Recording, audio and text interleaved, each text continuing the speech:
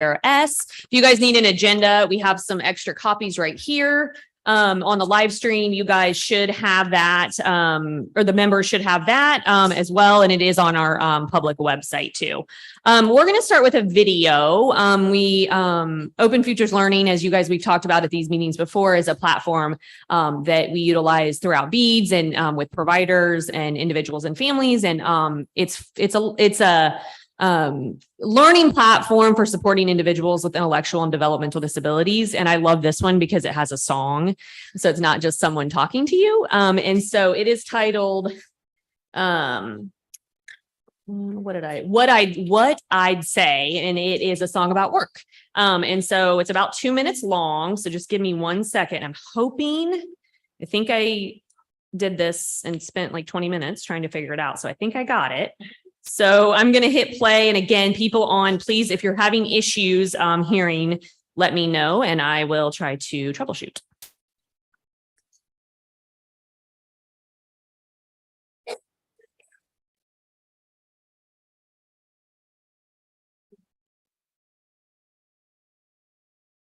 Did he leave the...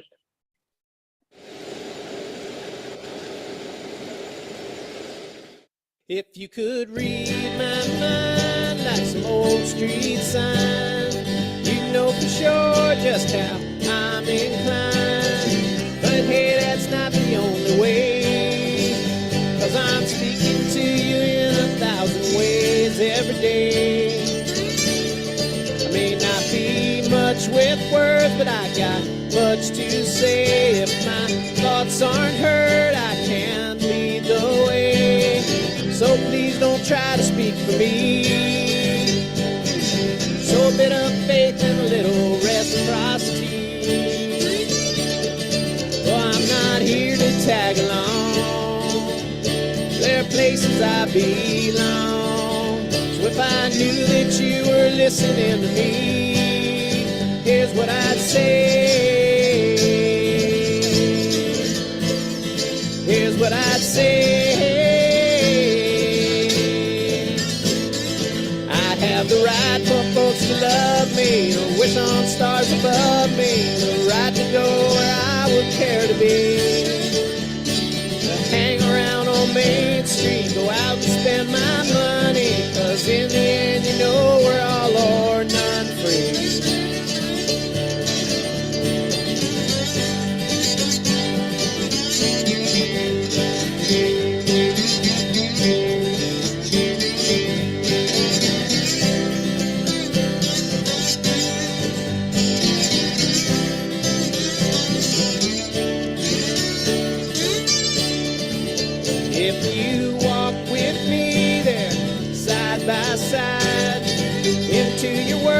Could you carry your head high?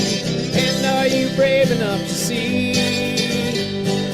Help me share with others all the things you see in me.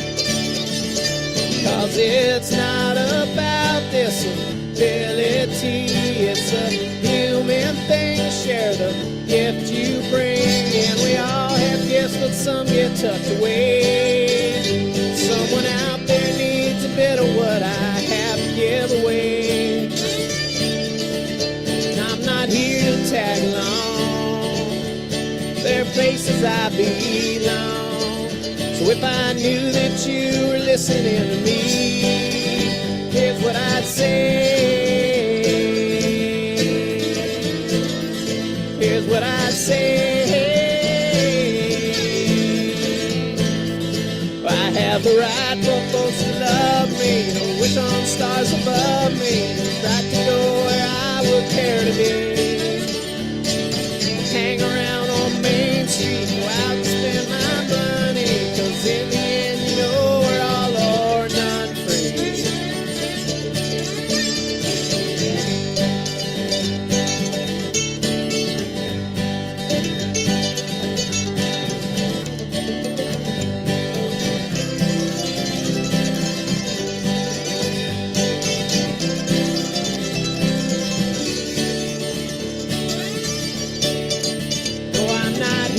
Tag along, there are places I belong.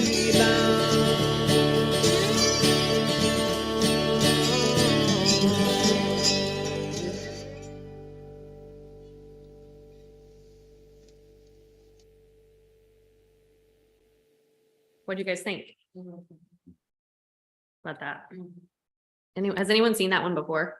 I don't know. I think we've shared that, Kathy, maybe have you seen that It's one very before? catchy. I know, I love the song ones. I just think it's like, yeah, I think it gets a message across and I don't know, it's, they're easier. I don't know. I think it comes across a little bit differently when it's, a song instead of just someone talking to you. So, okay, we're going to go ahead and get started as I'm pulling up the PowerPoint. Nikki, do you want to go ahead and, walk through the attendance of the members? Yeah. Hi, my name is Nikki Hinkle and I am the president of South Epsom, Indiana. And first we have is Megan Berger. Sean Felton. Here. I still have the song in my head. I know. Why is it there? It is kind of, I know it is catchy. Kathy Stafford Cunningham, Here. Kate Burrell, Here. Kim Dobson, Here on Kim's behalf. Hi. Betta DeWeese, Here. Rick Thompson, Good morning. Kelly Hartman, I'm here. Melissa Keys, Here. Amy Griffin, Here. Derek Norn, Here. Lisa Paddock, Here. Hey, Lisa. and Kelly Mitchell. Good morning, everyone. Glad to see you all in person. It's nice to have a room. And that's it. Yeah, do you want to do the staff supporting too, Nikki? Yeah, I can. Okay, perfect. Kathy Robertson, Here, good morning. Jessica Harlan York, Present. Kyle, Here. Matt Romley, Holly. That's a hard last name. Teresa, I don't think Teresa's. Christina Thompson. And I don't know the last one. Ashton, I'm here for Ashton. You have to state your name, Brian. Brian. You have to state your name. Sorry, Brian Gilbert here for Ashton Lyle. Great. Thank you, Nikki. Okay, we're gonna get started. I'm gonna, again, if you're having any issues listening, feel free to let me know, and I will attempt to address. Let's see, I'm gonna do the slides here. Again, you guys always know, we always start with our mantra, all people are empowered to live, love, work, learn, play, and pursue their dreams. Which is always our, we like to start every meeting with this and making sure that everything we're doing and talking about really goes back to our philosophy. We need some updated pictures, don't we? Michaela is in No, I love that. 7th grade, so we need to tell Heather we need an updated picture for sure. Okay, so again, here's the agenda. You guys received it. Holly's gonna give Bureau of Disability Services a new name and talk specifically about case management, satisfaction survey, provider user experience survey, the revised POCOS definition, and then Kathy is gonna talk briefly about waiver integration and just some updates related to that. And then we'll turn it over to Kyle, who is going to share some employment redesign efforts and have some conversation around that and get some feedback from you guys. And then at the end, Sean and I, he might not remember, but we've talked a little bit, I think even in this meeting about, Sean's like, why are you putting me on the spot? No, just around having a conversation around the meetings and in virtually versus in person and get people's thoughts if we want to continue the schedule that we have. So just briefly talk about that. So I am going to turn it over. I will be your Vanna, Holly. So I'll try to follow your lead on beads and what you need with the slides. Thank you. I'm guessing I need to move that. If people online can't hear me, please let me know. Thank you, Jessica. And as Jessica mentioned, and we talked about the last time we met, which I believe was in June, we have officially changed our name effective July 1st to Bureau of Disability Services. That is really in recognition of the waiver transition and the fact that in next year, actually in a little less than a year, we will be as a bureau supporting individuals with different abilities. and not solely individuals with intellectual or developmental disabilities. So we wanted to be inclusive. So that is the reason our name has changed. And we still go by beads for the record. People can like a continue to call us slogan, like beads. There was a method to. Yeah, we Still didn't feel like Didn't feel like such a drastic shift. our identity is pretty tied to that bead. So anyway, next slide, please. The data that we typically would just send out as an addendum, we've included here today. I'm going to walk through that, but do it relatively quickly and just kind of hit some highlights. Certainly, if there's questions, let us know. You will see here the number of individuals receiving services through the FSW and CIH and what those numbers are currently. Those are enrollees actively receiving services or receiving services with an active service plan as of the date we pulled the information. The second piece of information on this slide is really about the CIH applications received. These are all applications for the CIH or the Community Integration and Habilitation Waiver. You can see a steady increase since 2021. As of the end of July, we have received 458 CIH applications. So we are really on pace to exceed the number that we received last year. Next slide. That's okay. I didn't say next slide. So again, here is a little bit deeper dive on the CIH applications under all categories. You'll see so far in the third quarter. Yes. Just being the person I am, I don't know that everyone is aware, they are, I apologize, but would you just briefly explain when you say all categories for CIH, what you mean by that? Absolutely. So all categories, lots of times we spend a lot of time talking about the emergency placement categories, which is those categories, loss of caregiver 80 and over, abuse, neglect, exploitation, and then the health and safety categories. This group here talks a lot about those categories typically, but there are other ways for individuals to access that community integration and habilitation or CIH waiver. That includes youth aging out of DCS, Department of Child Services placements. That includes youth or young adults aging out of Department of Education placements. That includes individuals residing in nursing facilities who want to transition out of those nursing facilities, individuals in SGL, supervised group living, that want to transition out of those facilities. It includes individuals that may be supported through other state funding that would transition to the CIH waiver. So there's, we'll talk a little bit about what percentage we see. Certainly the emergency placement applications or applications under those emergency placement categories are the bulk of CIH applications we receive, but we do receive under those other categories as well. Thank you, I appreciate that. No, I appreciate you cueing me on that. So thank you. So again, this is a breakdown.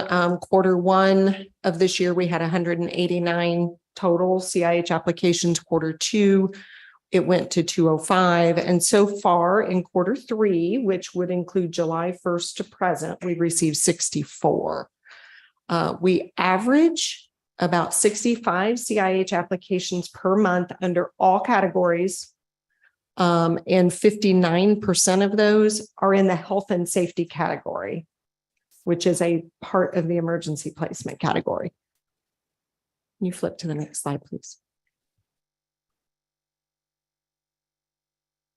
So what you see here on this slide is really a breakdown of the non-emergency placement category applications. Again, 11 in this first quarter, all of which have been reviewed, decisions rendered, all of which have been approved, except for 4 that were withdrawn. I do want to talk briefly about the withdrawals. Those are situations where the individual or their legal representative withdrew that application. That may be because they made the decision to utilize supervised group living.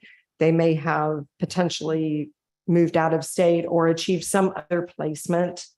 For example, a child aging out of DCS services may have decided to move out of state with family or something along those lines. So there's varied reasons for withdrawal, but those are withdrawals made at the individual or their legal representative's choice. And then in quarter two, you can see that we had 54 applications under non-emergency, and with the ones that have had a decision rendered, 100% of those have been approved.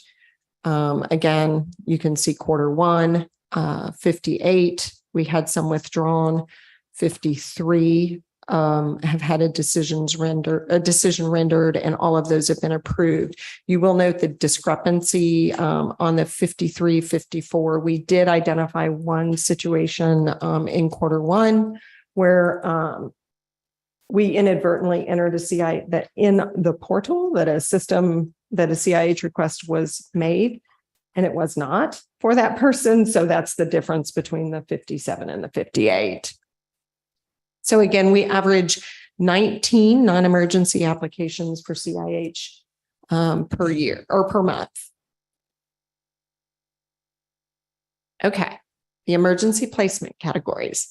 So as a reminder, emergency placement would include loss of caregiver, caregiver 80 and over, substantiated abuse, neglect, or exploitation, and then health and safety.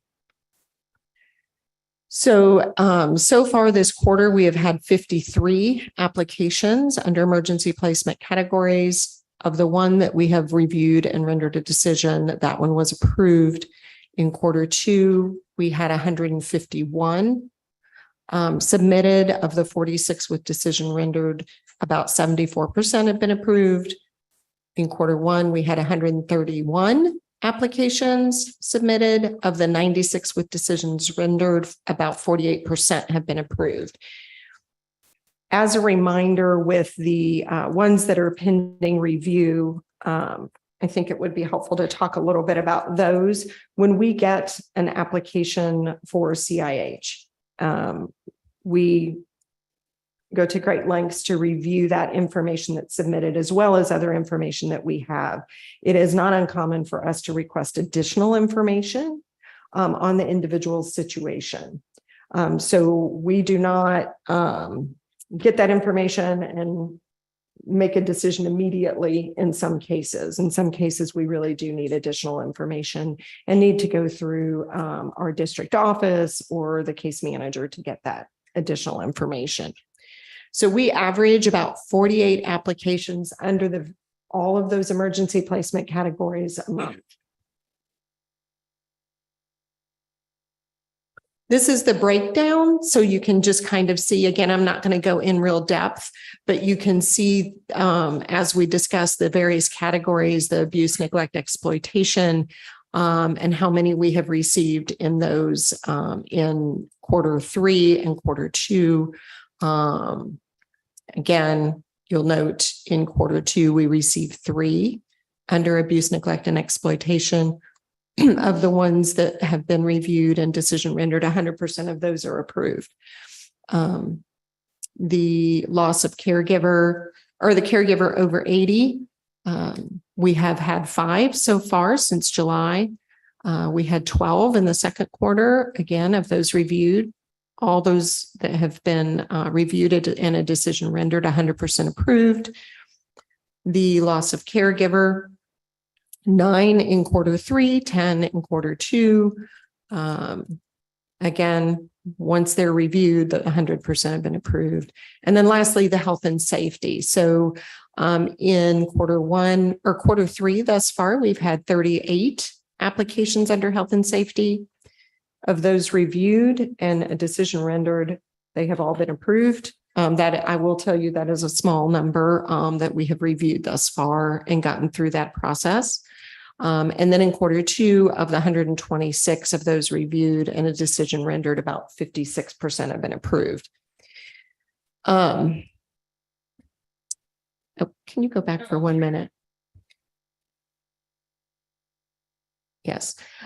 So yes, you can go to the next slide. Sorry, I thought there was something else I wanted to mention there.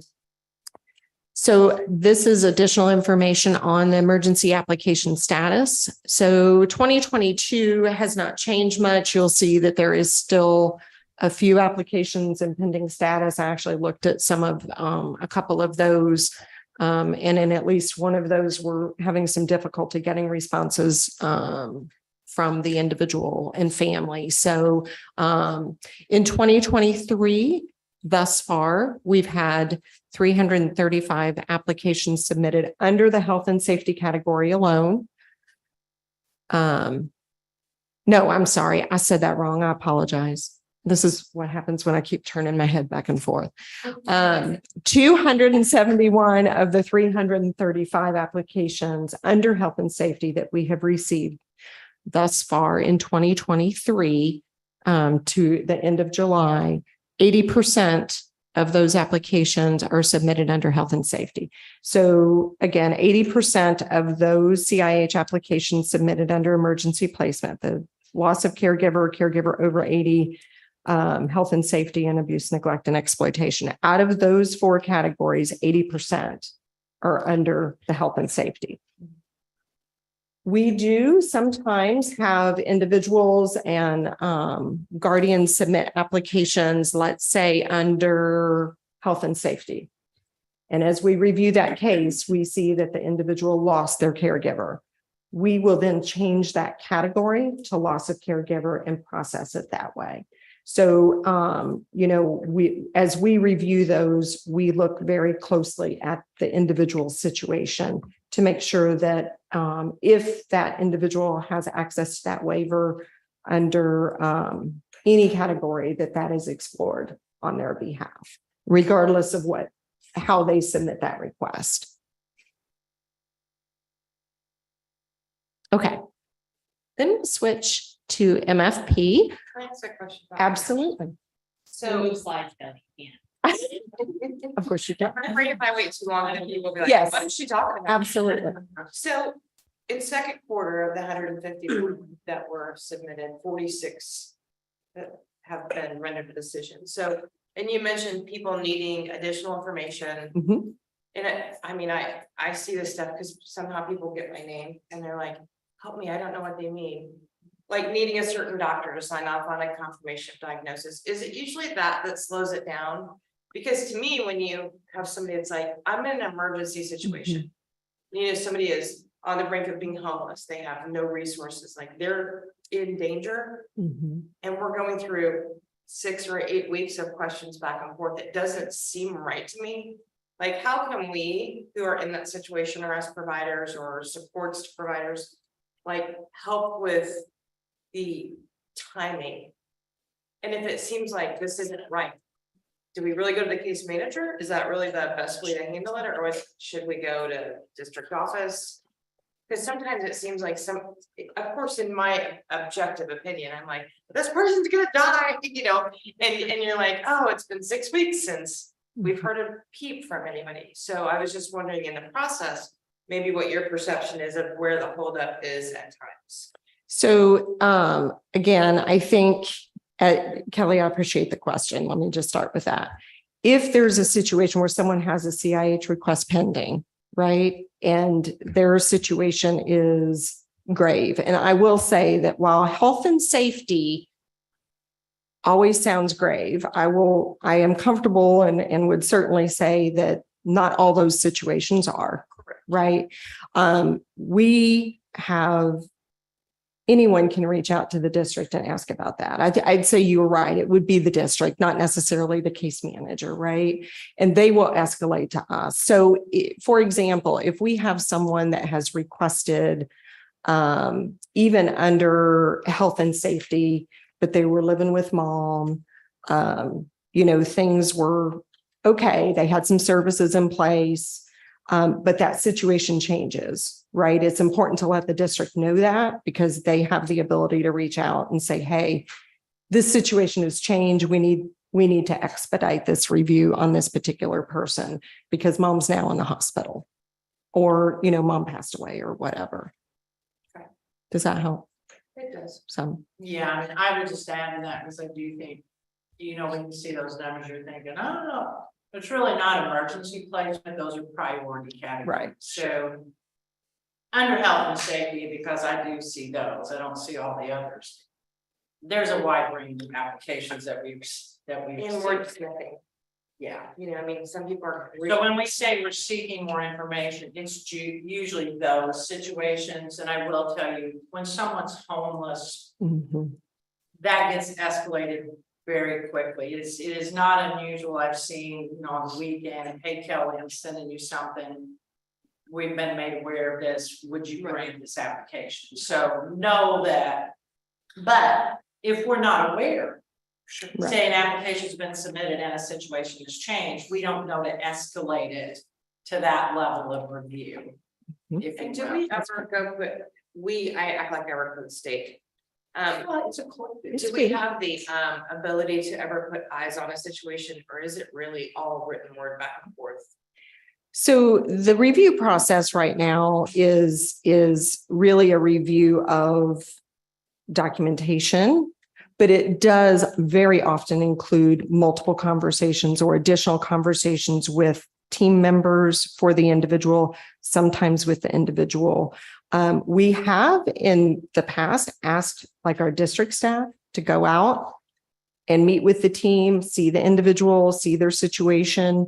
I wouldn't say that happens frequently, but it's certainly something we can do and have done in the past, or ask the case manager, hey, we just can't get a feel for what this situation is. Can you talk with us? When were you out there last? What can you tell us, about the situation or the dynamics, in the family or whatever? And I can tell you that, I'm just recalling a situation, Holly's done it, I've done it, but we were reviewing an application and it really just, if you read it, you're like, this doesn't seem to be an issue.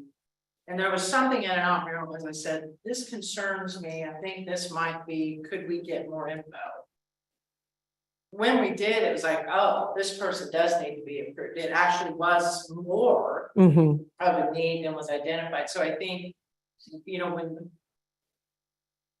when people put together their applications, it's to rely on everyone to read between the lines, on the other end of wordsmithing doesn't always help things either. Yeah. And I've seen Holly do the same thing. It's like, I don't know, there's something about this one. I think we need to know more. On the surface, you would deny.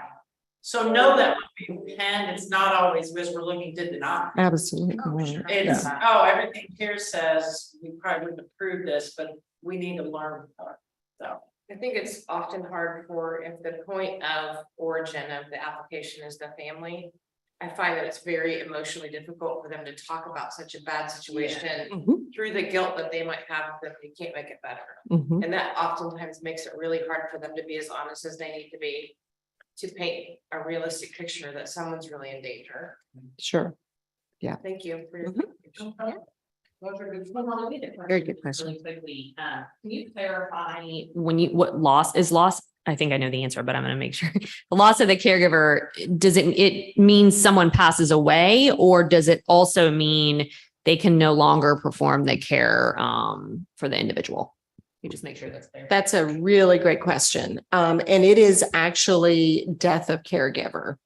Now we would look at a case where a caregiver is lost, so to speak, whether that's the caregiver's illness, the caregiver perhaps is placed in a nursing facility, but that would be a different Under that situation. health and safety. Yes, that would be under health and safety as opposed to death. Good point. Yes.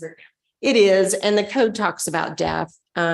It's just hard to write that sometimes. So, Thank you. Hopefully that's all. no, that was a good question. Thank you for that. All right. So Money Follows the Person program. You all probably remember that we re-engaged with this program in we were just talking about this. I think it was 2021. We forget that year. Yes. So not going to spend a lot of time on this other than to show that we have continued to grow that Money Follows the Person program over time. And we have had in the second quarter of this year, we actually had 56 people complete their 365 days of the Money Follows the Person program and transition to the CIH waiver. So we're very, very excited about that. This third quarter, we've already had 14 people successfully complete those 365 days and go to the CIH waiver. So So me being me again, does that make sense to everyone when we say money follows the person, CIH to CIH? Okay. I know. So it really is, it's just about, it's more about funding It source. is. Once an individual, they've been targeted, if you will, to move from an institution, from a nursing Correct. facility.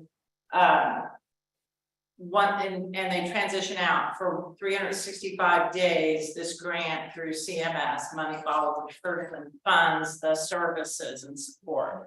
And at the conclusion of that, then they would transition to traditionally funded community integration and habilitation, which means it's been successful. So Correct. that's a lot to celebrate. I always think about it, if the individual's been successful, then their team's been successful. Yes. Wrapping around. them correct. Yeah. And really Yes. transition back into success. And that's 14 people that successfully came out of some kind of institution back into their home community.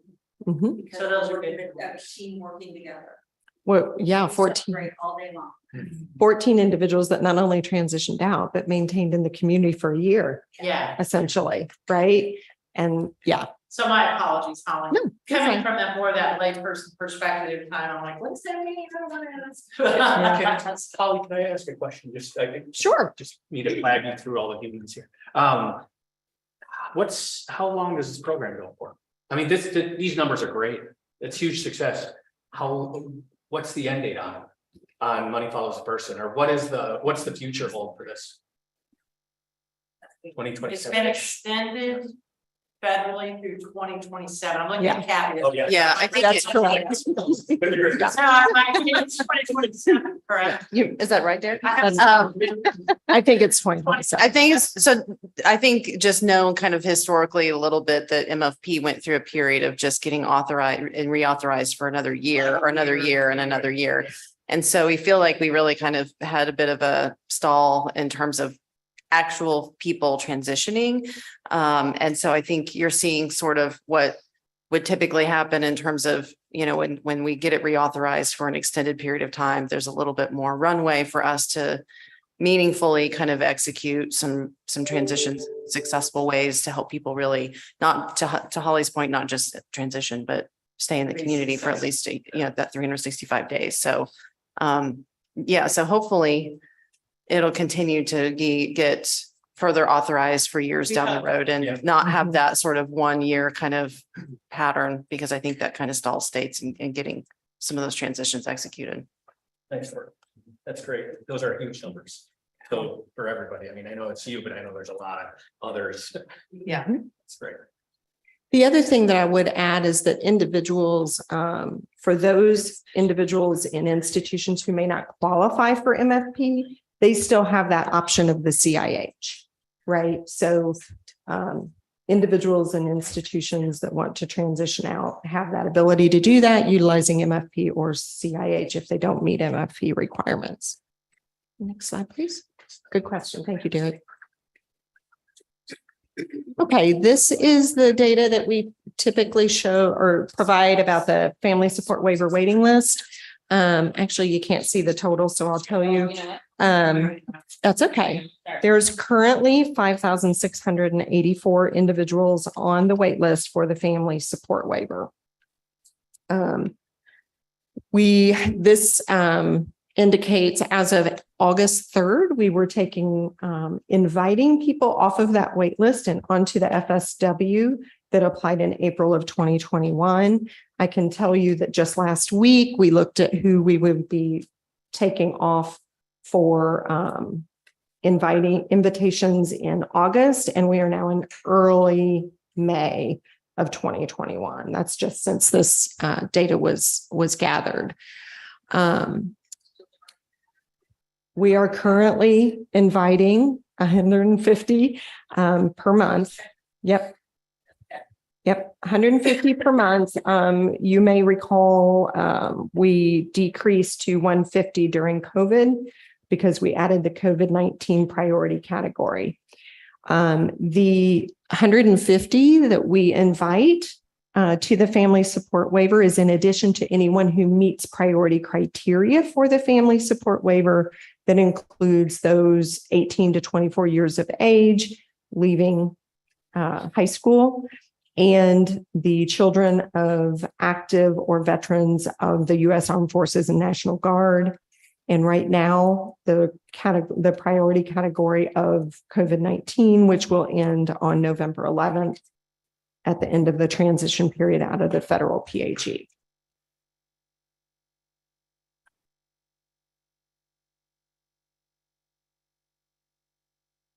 For that 4,000, that's all applications for any service, not. Correct, and we're going to talk about that, yes. No, that's for bead services. Yes, yes, yes, thank you. Here is some demographic information on the age range of individuals on the family support waiver. I know we've talked about it before, and we've talked about, youth.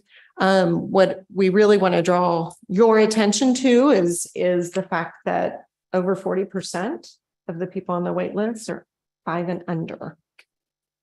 3. 3 and under. Sorry, 3. 42% are under 3. Oh, okay. Sorry about that. I misread that. So we've got a lot of really young children entering the wait list, and we're going to be looking at, that's okay. Try to see what data we might have to help us inform as to why that's happening. Certainly, the online application has made a huge difference across the board, but I think particularly for parents of young children who are very used to navigating online applications for all kinds of things, right? Certainly we're able to reach them better with that online application. So, but again, we're seeing very high numbers of youth that also have access to school, services through Department of Education, other entitlement type services. So, part of what we do in our districts is talk to individuals and try to make sure they're connected to other resources while they're perhaps on the waiting list for the family support waiver. That includes making sure that they have some awareness and often accessing our partners at InSource and other similar agencies to support families and advocating for those, educational supports. Also referrals to our partners over at First Steps, which is a really great program. I think we can all agree on that, for those children birth to 3 years of age. So just wanted to kind of highlight that those individuals waiting, a large percent of those are young, and we expect we will continue to see that. I think it just real quick, Holly, what Yes. is helpful is one of the IPP projects is looking at and reaching out to everyone on the wait list. And so we're a little bit behind on that because we can't share obviously information about who's on the wait list with folks if they're not, and so, but anyway, that will be happening where I think that's going to be really informative, especially for that 0 to 3, those younger kids. So stay tuned for more information as we're interviewing and reaching out and everything about what those folks' situation is and what honestly what's their knowledge of waiver, et cetera. So that's going to be really, I think, good information. So Sorry. kudos to Holly and the team. These demographics are very significant as we plan. As you highlighted, 3 and under is 42%. 5 and under is 70-something%. So have 0 to 5-year-old be the bulk of this wait list. I think we need to find out the why and how to better support those particular needs and interests. I think a lot of it has to do with First Steps is helping families bridge, right? They just they're coming off First Steps bridging, right? The other is Medicaid and being able to get help because everything costs so much for health insurance, for all this therapies and so forth, and being on the waiver means general income gets waived. Mhm. To be able to get the therapies and ABA and all those things. Let's not talk about ABA in this room today. And what's going on there in that space, but I would guess that's probably a big part of it. It's, they know they can't get a lot of services, there isn't a lot out there, maybe respite, but even that, you know, terms don't understand this. No, I appreciate that perspective. And I think, you know, in talking with families, granted, I don't talk to a ton of families, but I do, you know, talk to them pretty frequently, several every week at least. Which by the way is my favorite part of the job, yeah, we hear that a lot. The families really seeking the Medicaid, and their waiver, the waiver is a way to get there. And that's okay. You know, but I do think that's a driver, not the only driver, but that's a driver. Don't always for price. They're afraid it'll change and then they won't be Oh, able yeah. to.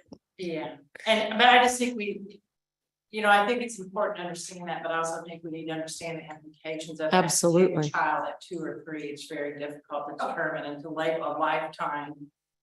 So I want to make sure that we're looking at all of those things and what, if the real why is Medicaid, Well, then I think that launches another discussion, and I think about the other folks that are on that wait list and a first come, first serve. And so that's why I appreciate the insights. I don't know what the answers are. I don't know what it means yet, but I think it's important to acknowledge. well, it goes back to some of those conversations about by age, what service are ready to offer, right? Goes back to this conversation we had that were pretty cool about what does that look like? It shouldn't look like one size fits all because you have different needs as you get older. But maybe it's really about life course and helping you really think about what life should look like, full life should look like for a child with disabilities. Sure. I have young children, so I can somewhat speak to this. Some of my friends have given birth in that timeline and have 3-year-olds. And I think a lot of what you're seeing is parents who spent at least 2 years at home with their children and notice significant differences in behavior, in reaching developmental milestones. So I think some of this is the impact of the COVID-19 pandemic. You also have an increase in parents, especially women, leaving the workforce to be primary caregivers of children at home. So you are going to be seeing an increase of observation around these specific issues that may drive a family to look for additional support. I would ask, we have the age demographic. Are you tracking any race and ethnicity demographics in that? We have some of that information since we went with the portal. We will, in the survey that we do with Yes. our IPP. There you go. But There you go. pretty, Well, It that's would a be good- interesting just to compare as far Other as demographics. who is applying for age group and then from what race and ethnicities and different cultural backgrounds, just to see where there may be some not discrepancies, but where targeted outreach and engagement could be done or emphasized. yeah, with the work that we're doing with the IPP, Kate, and we're welcome to have you look at it. Hands is the one who's leading that. I think we're having a lot of people look at the survey to make sure that we're capturing or, asking, getting as much information. I mean, you overwhelm people when you hand them a 25 question, but Big burnout. so we want people to respond. So we have to be careful, but and again, it's not mandatory, but if we can get, that's the kind of thing too, is where are they at? What's their situation? So. And point of entry, is it a referral from a pediatrician? Is it a direct referral? Like, oh, I learned about the waiver through a parent group, right? Or is it through the school systems? Where are the different points, or DCS? Lots of different points of entry there. And we're capturing some of that, even not as formally, but on some of the projects that are serving folks on the wait list, they're asking those types of questions. Like, I mean, it's nothing new, right? People are like, Right. I want Medicaid, right? Or some are even telling us, I didn't even know I was still on the wait list. You know what I mean? Again, I mean, but some of them are, I think, sometimes confusing there's so many different for entities sure. and government entities, but again, that's informing us, right? And so some of those entities, even though they're not necessarily, looking at and evaluating the wait list, they're still telling us that information when they're hearing from them, which has been helpful. Even if it's informal to kind of, just to get some information. If I could add just something I hardly haven't heard brought up, but something particularly regarding young children is that many parents do not have daycare options for their children. And that is something that has gotten worse through COVID. Yep. And especially as we're going to be talking shortly about employment, not just individuals, but families as well. And even into that school age group, I appreciate that there are other services available to school age children. However, if COVID taught us anything, the ability to have a job outside of the home to support your family and have children do not coincide with the hours of school. So I think that is a part of the conversation I'm not hearing, and something that I am hearing from parents that I talk to, that it's not only a matter of these are services that I need for this specific child, but I need to be able to work to provide for my entire family. And I don't see that in the discussion anywhere. So I think that's a fair thing to talk about and wonder why that has to be such a gap. I think as you strategize around this, part of this is a side effect of having an amazing First Steps program where families have the opportunity to sit with somebody and say, what's next? What's next? And that might be an education point that gets a lot of attention when working with families. But I think it's really important that we also are assuring that at that point of service delivery with First Steps, that they're also doing education around EPSDD and the other things that are available, because it's not just waiver. There's a lot of opportunities available, and what can you get from school and school age kids? Because I think parents are just, at this point, they're just wanting nuggets when they're that little, and they're getting on every probably wait list they can, but they need to make sure that they know the full array, because there are quite a few things available. Yeah, I would agree. I think, and part of what we want to make sure that we do, in the beads offices and have worked, and we'll talk a little bit about case managers here shortly too, is about making sure we're connecting families, because I think we can all agree the more diversified the resources are that can support a family, the better off they're going to be, right? So I appreciate that perspective, Kelly, and yours as well. So Jared mentioned socioeconomic status. I don't know if you said that. Socioeconomic Sorry, you might have mentioned that, but like that. That's another piece, especially from a council perspective. We always look at what the rural demographics are versus rural poverty and urban poverty demographics. Who has access to that information?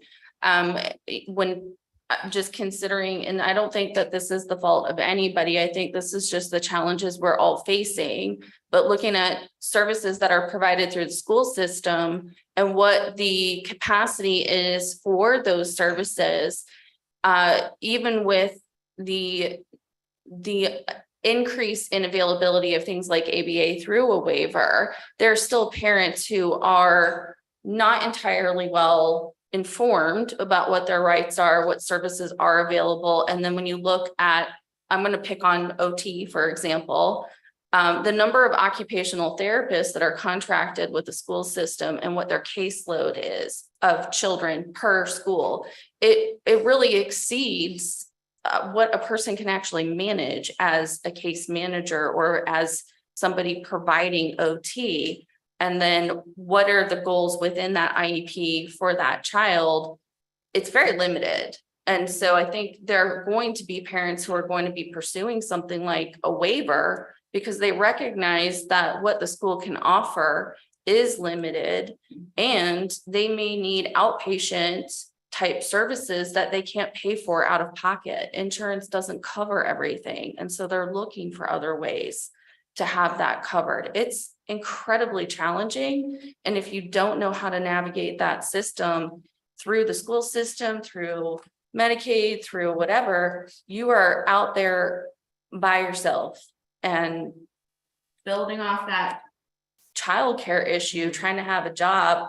If we have families who are working 3 jobs just to maintain living, they're not going to have time to navigate this. It's a lot. That's just my soapbox. I'm sorry.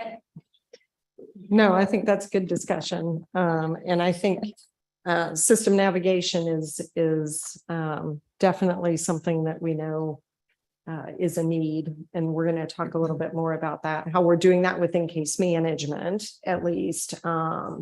So, okay.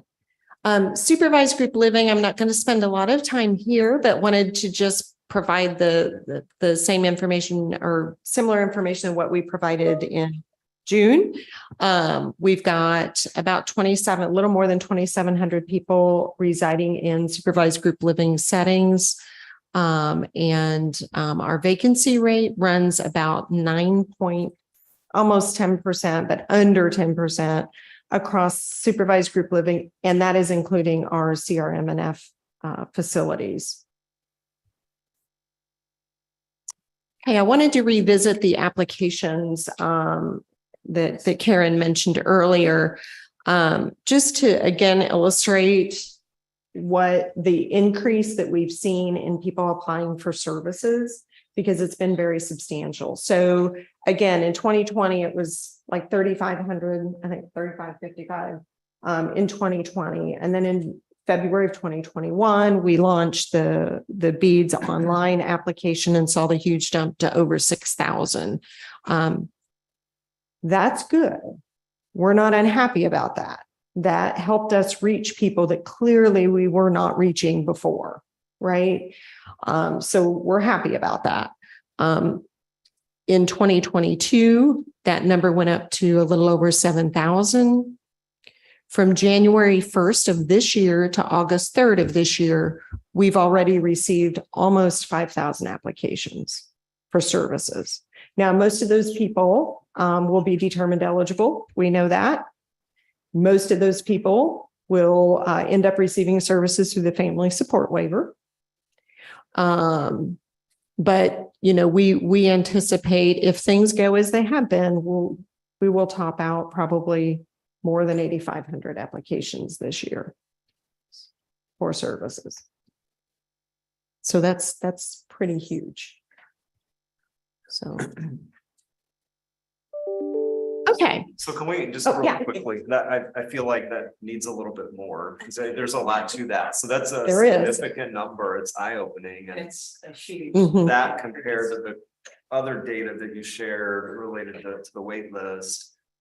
What's the solution? I don't know that the workforce crisis for providers is getting any easier. So you've got the natural wait list and then you've got the secondary wait list as a barrier because we don't have enough staff. Mhm. So what does all that mean?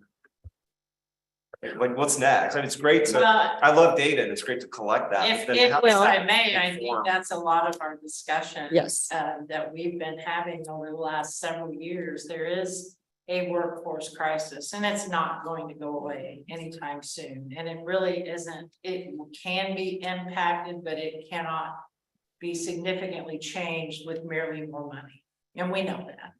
And I think that's the reality. So I think that's some of this, why we're doing innovation pilot projects, why we're really exploring ways to support people, how to use natural supports, how to better support family.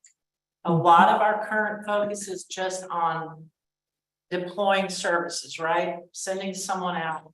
So how might we better support families? How do we work across systems? Because DDRS BEADS can't do it all. We could approve every person applying, but the fact of the matter is there would not be the capacity among the provider network to serve. So I think that would be a false sense of accomplishment, say we don't have a waiting list. we might not have a waiting list, there would still be a waiting list. So this really is engaging, looking, we're working with ARC of Indiana, we're working with our cell network, talking about it is a cultural change and how do we better, case management, Karen, I'm looking at you. How do we really support people to better navigate, what's truly needed, knowing that there are limited resources, and I'm not really focusing on the money part. We know there's limits to that as well.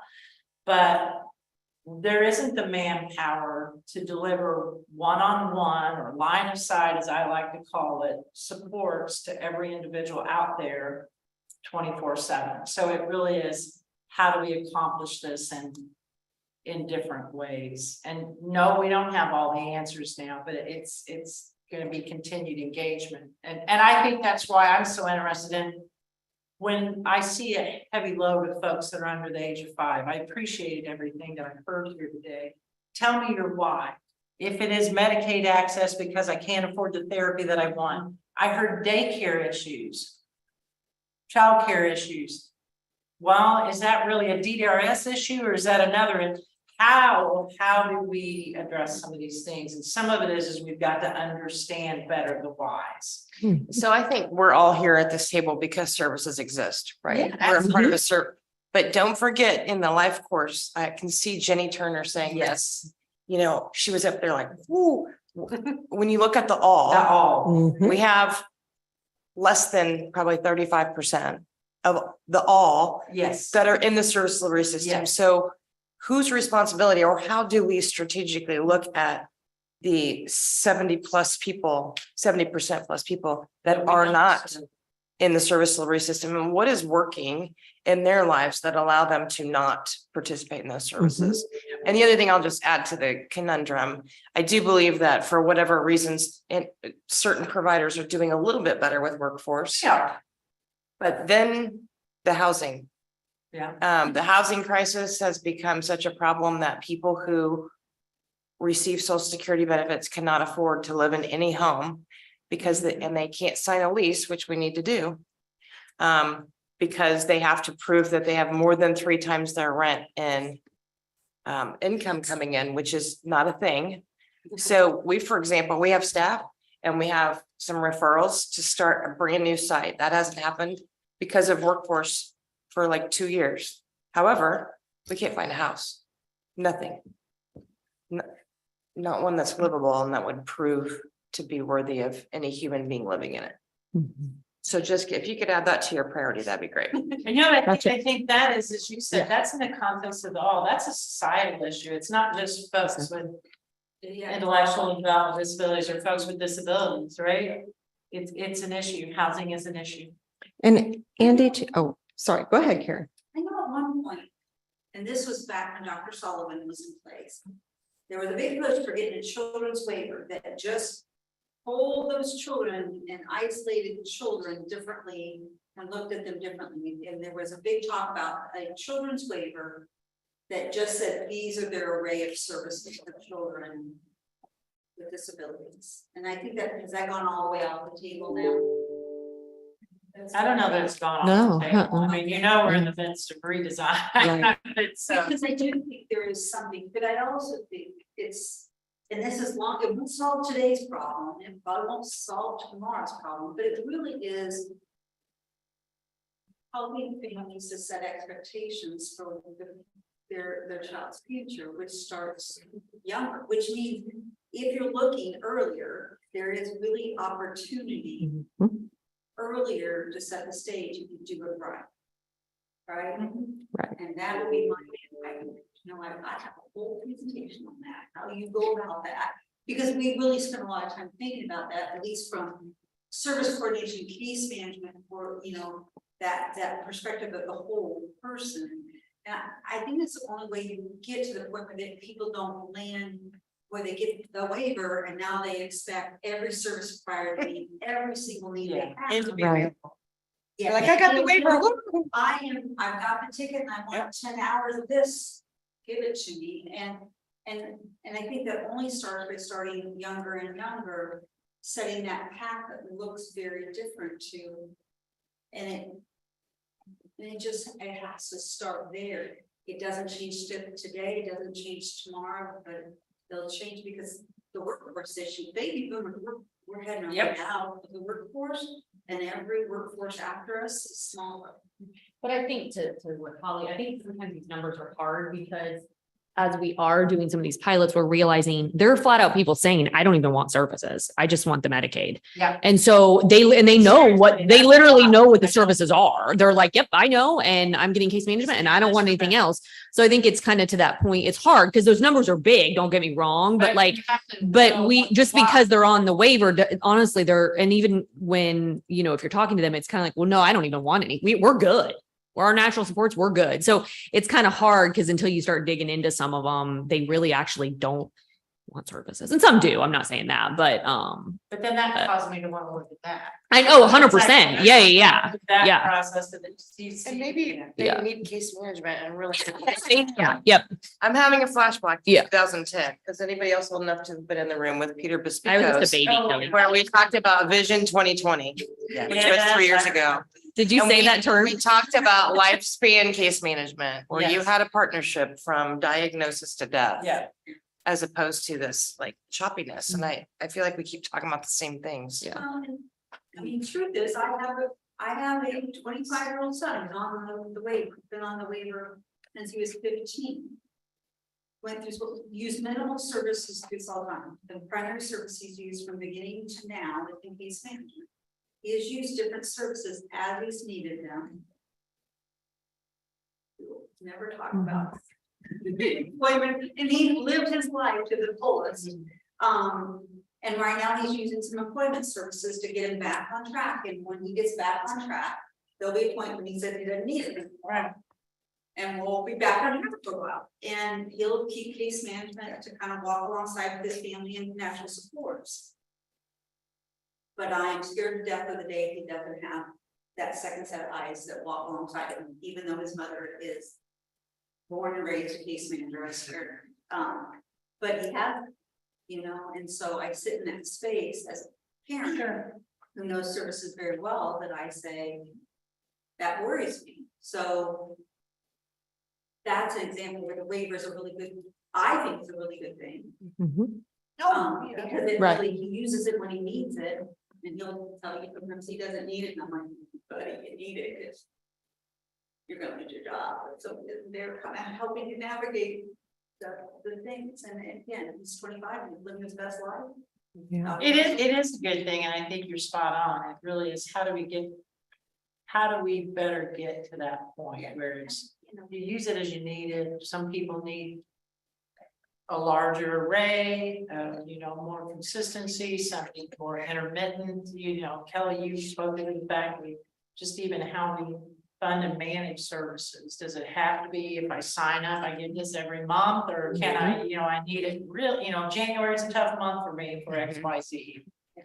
And we have, I think that's Great. all what we're looking at. yeah, and we have great opportunity in the waiver redesign to Yes. take a look at that, right? Knowing we've got all these individuals waiting, knowing what their ages are, that sort of thing helps inform that, that next step.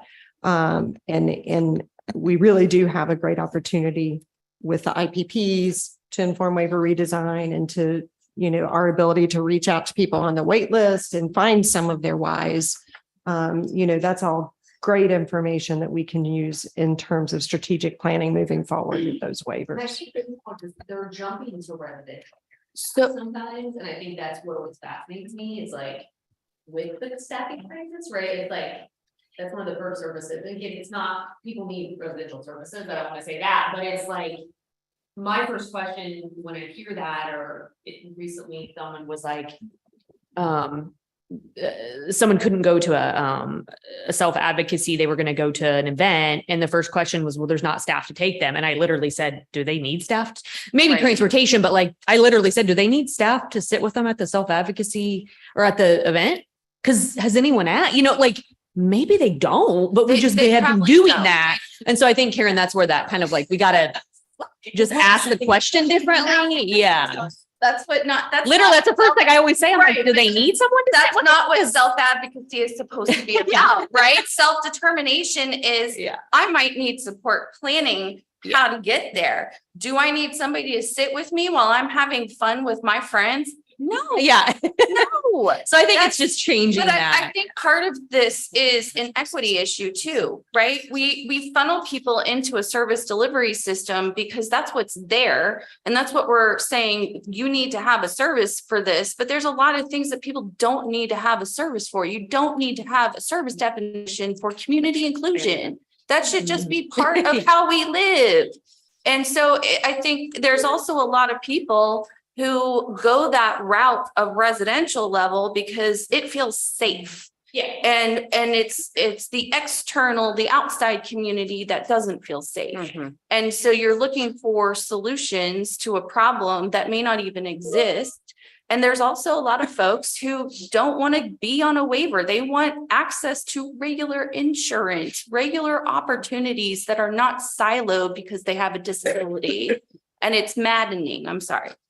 No, obviously this increase for Yes. girls opened a huge debate and we'll continue this discussion. another Just a point, couple of but, yeah. quick comments from then me and then Derek would like to just say a couple things. We're fighting over the mic over here. And I'll talk a little bit more about this, but I think, part of what I hope this group starts to be thinking about is with the waiver transition and this movement of other levels of care, quote unquote, into the DDRS space.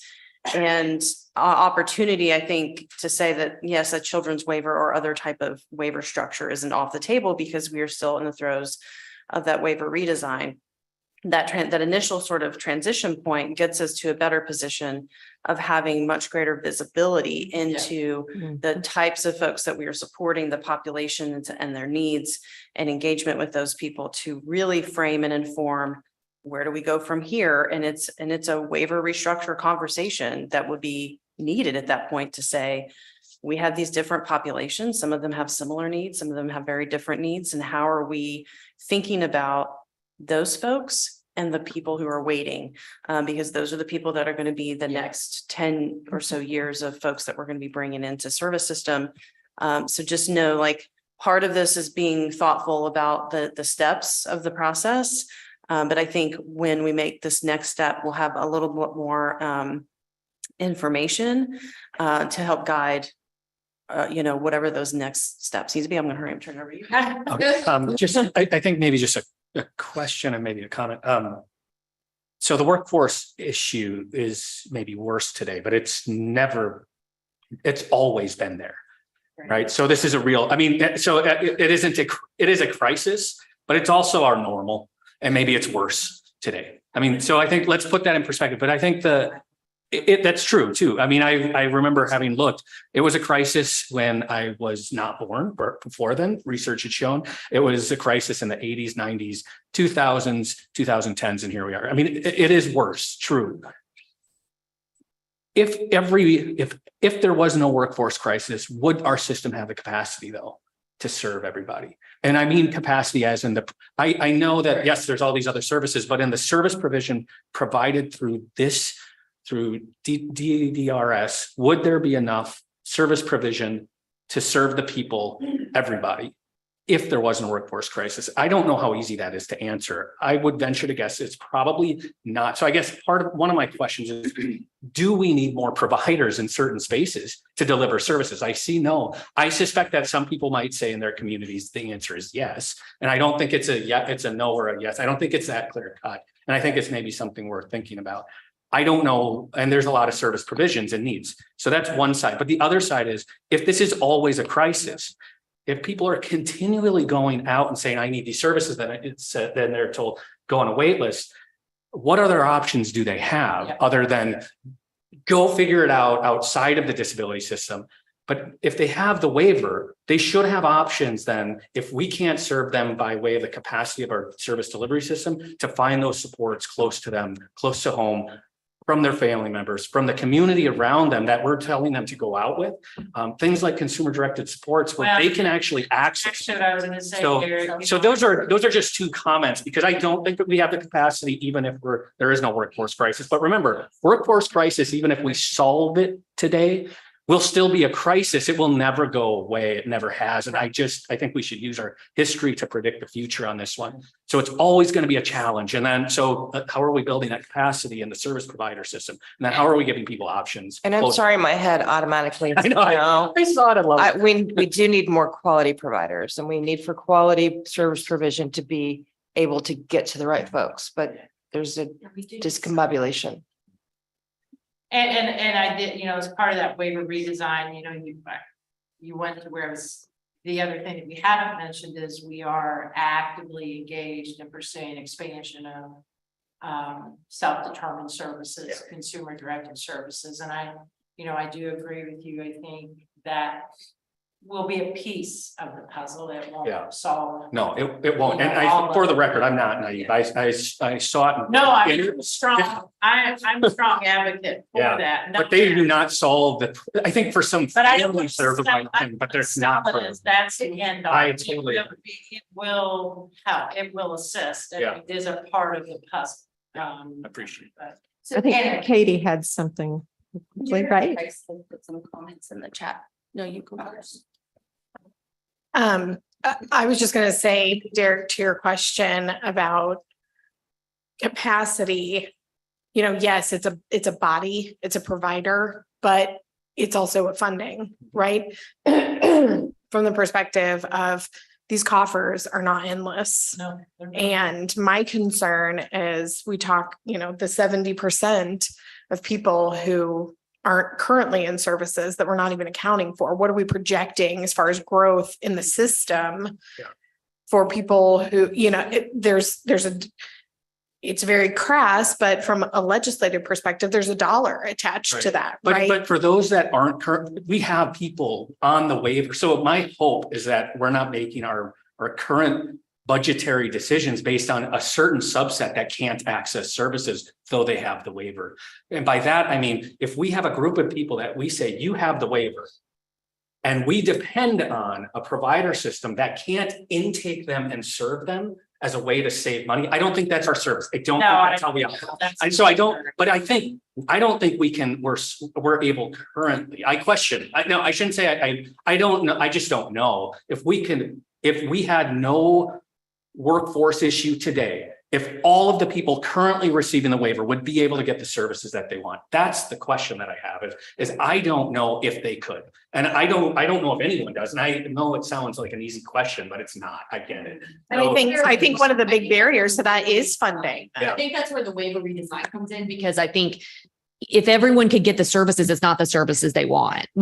So I think that's where right? Like if I said there's 1,000 new providers, if I talk to these families and they're like, well, I don't want residential. I want potentially this. And that's where I think Kelly's point of the waiver redesign. We just had, I think I saw a lot of heads nod when Andy said, well, we have this first wait list, but then we have this unofficial wait list of people waiting for presumably the services that they want. And I think that's what I mean is that list, the unofficial wait list of you're in, but not hold your horses, not quite yet. We're not ready to receive you as a provider and deliver the services you need for a variety of reasons. But so I think that's the group that I'm talking about. I'm not talking about new people. I'm talking about presumably people who want the services that they're seeking today. But I think to Kathy's point, some of the services are not matching the new people that are coming into the system. What we can provide to a 5-year-old is not necessarily, that was created in 1990. It's not, what they need now. So I think that is also a big part of the Doesn't match the age. Okay, so All right, I know I'm gonna we're have running out of to, time, yeah, we so are I'm really, yeah, so, It's doing pretty darn well. oh, yeah, so I'm gonna, Find the. yeah. We're really doing great. Yeah, so as a little bit of background, I'm going to talk very fast because I have a habit of eating up Kyle's time in meetings. So sooner or later, he's gonna, Stage, maybe we'll put him first. that's probably a better idea, but yeah. So anyway, case management survey, we did a satisfaction survey recently, which we will do annually as part of the case management innovation. I am not going to go through these slides because of time, but will say that you will see that the vast majority of individuals who responded to the survey, and we got about a 27.5% response rate, which is actually pretty good. We'd love it to be higher, but that's generally speaking, that's pretty good. Yeah. So we focused the survey on 3 different areas based on information and feedback from individuals and families on what they needed from case managers that drove the case management innovation. And that was case managers as navigators, case managers as advocates, and case managers as partners in the process.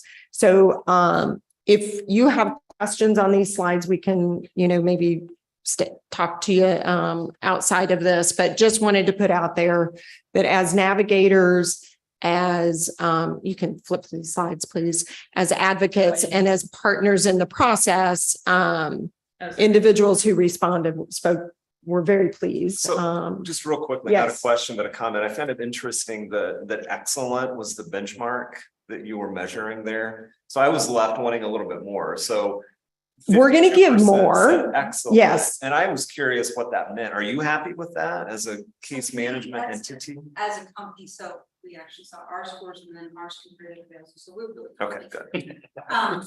But we always took like good and excellent, combine those and Right. really kind of looked in that space, because there's people in the world that just say, I'm never gonna give you the highest score, but you can always do better, right? That's how I look at it. You guys, I'm sorry, but then I'm told with that. That's why I wonder why I just wrote. We felt really good. Yeah, the scale for the questions was really not at all poor, average, good, or excellent. Okay.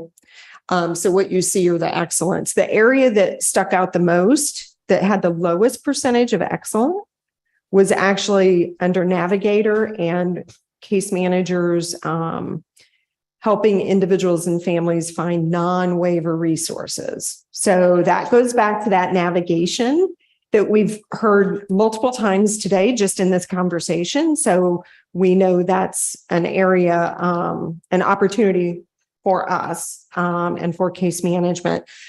You will see these results. We will be publishing these overall results of the case management satisfaction survey. So you can see all the questions and responses, but just wanted to give a high overview today. If you said 85% scored good or excellent, that means more to me than just excellent. Sure. Where can we get a copy of just the blank survey tool? That's actually in the summary report that Okay, perfect. we'll provide. Thank you. Yeah. Then again, I'm not going to spend, this is fine. You're okay. We're not going to spend a lot of time on this. Just quickly, you can see the results here. But the main point I want to drive home is that we went live with that major enhancement to the BEADS portal in November that really increased transparency for a lot of our partners, including our providers and case managers. One of the goals was to enhance the communication across teams. So it was a huge change for all users. Karen's shaking her head. So we delayed the user experience survey a little bit and didn't do it 90 days in. We just did it in June. And these are the results. We got a lot of really good information from providers. We'll be sharing the final, report with providers. Ultimately, what I think some of our big takeaways were that we need to make sure our partners are aware of the training opportunities and materials, and that they know where to find those, and that they know that we're a resource to help with that. So does this data indicate to you that the changes that were made to case management have been good? So this is a provider user experience survey on the portal. Okay. Now, on the case management survey, Yeah. yes, I think so. Now, keep in mind, that was a satisfaction survey. But we know from our efforts before engaging in the case management innovation that families didn't feel like they were getting what they needed from case management in those 3 areas. So measuring their satisfaction, I would say, yes, it's a very good indicator. Yeah, but that journey is not over, right? We're always striving to be better. So, yeah, the opportunities, 2 things that really stood out for us from the provider user survey are opportunities around providers' knowledge around updating and making sure that they attest that their information in the portal is correct so that those choice lists are correct. This is a reportable metric to CMS, and it is well below where we need it to be. So with the results of this survey, we took that back and we are now initiating some email blasts to providers to say, hey, don't forget to do this. Some things that we can do on our end to make it easier for providers to remember to do those attestations. And then provider referrals. We got some really good feedback about how that's working for providers. And I think there's some opportunities there where we might be able to make some improvements. It is getting better. It went from like 20% to 60%. So response from providers. So there is progress there. That is another metric that we report to CMS. So, we will be working with our provider community on how to make that better for them. So both of those with the goal being, and why there's CMS metrics is because those directly impact or could directly impact individuals' access to services. So those are 2 key areas for us. You're going to kick me out now? Okay, this is the one that just as a follow-up, and if we need to add this to another meeting, that's fine. This is the definition for provider-owned or controlled settings that we have talked about really since November, I believe, and done a lot of engagement with various partners about what this should look like. The only change from the draft that we discussed several in a couple different meetings is the 1, 2, 3, 4th bullet that says a setting in which there are 3 or more units, apartments, or houses which are adjacent to each other, all of which are occupied by individuals receiving HCBS from the same HCBS provider. In the last draft, that was 5. And our feedback was that 5 was too many. Knowing that those 5 apartments or units or houses could have up to 4 people residing in them. So our next steps with this is looking at how we're going to utilize our IT system to identify those settings. Yes. Real quick, for the definition of owned or co-owned, I know we had talked about other relationships like lease or by proxy lease or subsidiary. So yes. No, I appreciate that, Melissa. And we had talked about that and talked about building that into the guidance. So our next step is really drawing out that or drafting out that guidance to clearly delineate those finer points to the owned and co-owned and defining lease. Does that help? Yep. Okay. That guidance will also include examples because I think that's helpful for everyone. So. Am I done? Yay. Holly, do you want to talk? Do you want to go ahead and just, Yeah, I can go ahead and do this. yeah, I'll let you. Yeah, You that's know just as much as I do about it. okay. So everyone knows about the waiver transition and the fact that we'll be integrating what will be the health and wellness waiver and the TBI waiver into DDRS. Those draft waiver amendments that are in play currently, we are proposing a couple small, you could call them small changes. Generally speaking, we're not changing services for those individuals coming over to DDRS, right? We're just kind of picking those up and putting them under DDRS. However, we are proposing that we add structured family caregiving that is available on the CIH waiver and the age and disabled waiver today. We are proposing adding that to the TBI waiver, the traumatic brain injury waiver. We have, our partners at Division of Aging have shared with us that that is something that that group has asked for. And so we think that that makes sense to propose adding that to the TBI waiver to open up additional opportunities for those individuals served in that waiver. The other service is home modification assessment, which currently exists today on the age and disabled waiver. And it is where a different entity than the contractor that does the work actually does an assessment before a home modification is proposed.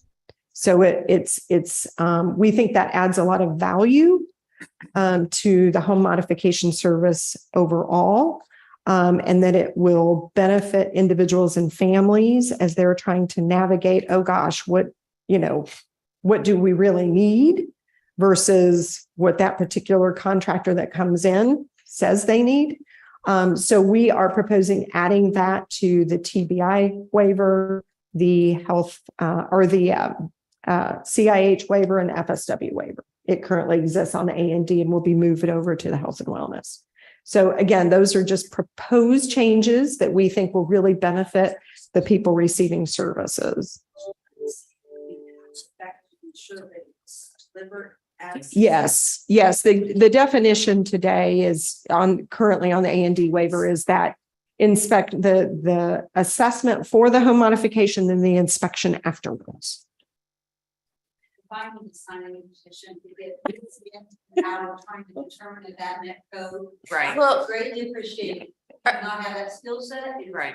I was gonna say, is there a way to contract with best practice contractors that go, not just looking at the ADA as minimum guidelines, but looking at universal design? As these are the best practice contractors, and having an agreement with them that once this assessment is done, that these are the general contractors that can do the work at that best practice level, so that there's some quality assurance built into an assessment that's done. Yeah, I appreciate that feedback. The home mod assessment is really meant to be that kind of quality assurance of the home modification service that exists today. Yeah. I think what It really you're does. suggesting is a stretch goal for us. A stretch, okay. Yeah. In terms of I would working agree. toward that, not saying that, I think we already know that we have very limited provider capacity in home modifications. I think trying to work toward, I think the assessment piece will be helpful in some ways because to your point, I mean, that's one of the biggest challenges we see with families is they get a home mod. Yep. Somebody comes in and does it and it is not good quality, or it's not actually addressing the actual need. And it turns out it costs exactly what your the amount that you have. So I think that there are some quality pieces some minimum like floor quality pieces that we need to get to, and then trying to work toward that. I agree with you. I think I'm just helping trying to- people understand understand. beyond the ADA pieces, what does somebody functionally need to navigate their environment that is really just beyond the ADA kind of minimum expectations. Like Yeah. everyone else, I'm concerned that there's businesses out there that would take advantage of a situation like that and look at an assessment and be like, okay, peace out, I'm not doing this. Right. Or they do it at a lower quality level. Yeah. Well, and I think to your point, some of that is a lack of understanding on the contractor's part, right? Which is a contractors. huge, yeah, which is definitely, I think the home modification assessment will help with. And as a reminder, the target date for that waiver amendment submission. December, at the end of December, early January. All right. I'm sorry, Kyle. Use offer and choice. I'm sorry. Eligibility and choice. When the ADI waiver is over for under age 60, who's determining eligibility? Right, as it transitions next year, it will continue to be as it is today with the area agencies on aging. They will determine eligibility. how long? It's a good question. I mean, I don't think we know the answer. I mean, that's a good, it's a good question. There's a timeline, but as far as that particular piece, we don't know the answer. The immediate is to transition operational authority, not upset the apple cart too much for folks since there's so many changes right now. And then work towards system alignment, over the coming years. So we can't definitively answer that. There's no- Yeah, and I think we're also on another parallel time frame for that level of Yes. that LCAR piece. I don't know, Yeah. if you know anything about that, but There's alignment with. that's pathways. 2025. And so there's that time frame of getting folks transitioned and then moving into that LCAR piece for some of those waivers. Go ahead. Concerned about offering choices and not going off. Yeah. Well, good morning. Still, I guess, good morning. Advisory council members. I'll tease my colleagues just a moment. And if anyone's an SNL fan, I'm starting to feel a little like that recurring sketch where Lindsey Buckingham gets bumped from the talk show. No, I kid. So I want to put everyone at ease just from the jump that this is not your only opportunity for feedback. And so even though we've got just a little bit of time to kind of start talking about this, we'll build out some additional feedback opportunities throughout August, the rest of August and September as we approach that October finalization deadline. So I just want to get that out in the air. This is not the end all be all of the opportunities for you to provide feedback. So let's jump into the next slide. As a reminder, we have talked about and are proposing a phased timeline, a phase out over multiple phases of our facility pre-vocational services. These are facility-based. We are not proposing to phase out community-based pre-vocational services. So this is just the facility side. That first phase is targeted, again, as a reminder, to phase out, to halt all new transition aged youth entries into facility-based pre-vocational services. And that is aligned with the waiver integration amendment that Holly and Kathy were just talking about. So that will be effective, we project, July 2024. Then there's about a 6-month period between phase 1 and phase 2 effective dates. So in January of 2025, we are projecting to begin halting all new entries of any age into facility-based pre-vocational services. Again, as a reminder, anyone who is receiving that service before any of those phases, so someone who is transition-aged youth before July 2024, who is currently receiving facility-based pre-voc services, is going to be able to continue to access that after that first phase is effective. And the same goes for anyone who's receiving that service in that second phase. So from January 2025 to sometime around mid 2027 or 2028, we have this kind of transition period, a runway, if you will, for our providers and for individuals and families to have a sizable amount of time to transition out of that setting and to build out both new services and community and natural supports that they might need and that they might want as part of their vision for their good life. So in 2027, 2028, we will fully close all funding for facility pre-vocational services for all populations. So at that point, all individuals will be out of that service and into other waiver services or other supports. Next slide. So while that phase out is occurring, there's also a phase in of new services to really provide new opportunities, but also to address some of the needs that those targeted populations have in terms of support. So we are going to talk today about some of the new services that we're proposing for that first phase in. So corresponding with our phase out on July 2024, we are proposing a handful of new services. This graphic was something that we were kicking around. You'll see that the possible list is different than what we have landed on. So I just want to make that caveat that we have kind of landed on a set of services that you see in your packet, and then we'll talk about here shortly. But I hope this is a helpful visual to see that some of this there's a longer runway. There's a lot of opportunities for our providers and for individuals to really take a measured approach and really plan for a successful transition. So we're going to try to communicate out this transition and make sure folks know about this timeline with enough time to really have some meaningful conversations and set themselves up for success after that takeoff period, which you'll see there in 2027, 2028. So next slide. As I said, this coincides with that pathways and waiver integration amendment. We're getting this to you today because we're not meeting in September.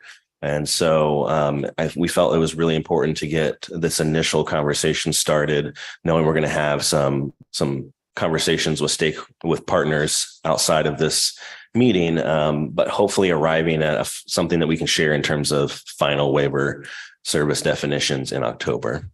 And then we'll have our public comment period, which will align with that waiver transition amendment. So next slide. Here's the set of new services, and I think we can jump just in the service of time to the next slide to talk about the new service that we're proposing, which is career exploration. This is designed, really remember, this is going to coincide with that phase out of new transition age youth entries. So this is really designed and targeted at that population, and also young adults who really have little to no work experience and don't have clear career expectations or clear career goals, excuse me. It's really designed to support individuals and their families in thinking about and considering competitive integrated employment. This is not really a service that's designed to get really in the weeds of actual career planning. That really, at this point, is most appropriate. If that's the stage that someone's at, then a referral to VR is really like the most appropriate service outcome for that kind of individual. So this is kind of a pre-VR conversation and service that is supporting those families who really, for lots of different reasons, have not considered or are hesitant about engaging in community work. Kyle, might Yeah. I ask a clarifying question? When you know that these services are targeted to, at the transition age youth, will they only be available to transition age youth or to any individual that would be on the waiver? I think, that we've kicked around a couple different ways of looking at that, but some of that will be, I think, some guidance from CMS around what's allowable in terms of how you can craft that. At the end of the day, once this is live for everybody, even in 2025, we anticipate this to be something that anybody in a waiver setting that's not currently exploring really tangible career goals to be able to access. So. Thank you. I was being a little bit devil's advocate. I figured someone had that. I do. I think that's a really good point. It Because is. if you walk into any pre-vocational facility-based program, there aren't that many transition or Right. younger adult people there. They're all my age and older. Yeah, and we're talking about turning off the valve and then the 24 as far as the entrances. This is a time approach, but I think our target is to be able to offer, but I think there's. Is that time limited? Yeah, we'll get to that in a second, but I think it will be time limited yet. And so really our goal for this service would be that it results in a strength-based career profile that informs that employment goal conversation and documentation in the person-centered individualized support plan. I'm not sure which one. PCISP. Yeah. And any further employment planning that might happen in the provider setting or in a vocational rehabilitation case opening initiation. So next slide. again, so it is time, we do intend it to be time limited. What is still up in the air is kind of thinking about the length of that time limitation. If there's a frequency kind of cap on that. And so that is again, a place where we're certainly open to feedback and really looking for your insight into that. We're also, part of this design conversation is around how it's delivered, and we would like it to be either fully in the community or with sort of a heavy emphasis on the community. So part of that conversation then again is it 100% in the community, or is there a percentage threshold we want to establish? We do want to offer it both in an individual basis and in a very small group opportunity, not to exceed 5 individuals. And really those 5 individuals will need to be identified because they have some shared interests. So it really is in some ways limited, that it's not going to be you're funneled into this because that's what we have available, but rather there's kind of a synergy among a number of individuals, and we'll pull together a group to do some of this work. And then part of this conversation is also about the training and credentialing that might be required of someone delivering the service, because we, again, to many comments today, we want this service to be delivered with quality. In part, this service also supports families and kind of myth busting a little bit about the barriers to work. It's not going to be like a full benefits counseling conversation, but there might be some education to individuals and families about what kind of supports and work incentives you have available to you. And so we want that to be delivered across the state with fidelity to that message. So, Hey, Kyle, just a thought. So you're transitioning from medium to big groups and pre-vocational settings to either individual or small. So that's going to be BSP heavy. So again, just part of that workforce crisis conversation that we're going to have to figure out. Yeah. I like this. Kyle, correct my thinking here if need be, but this sounds a lot like pre-eds for individuals who aren't in pre-eds.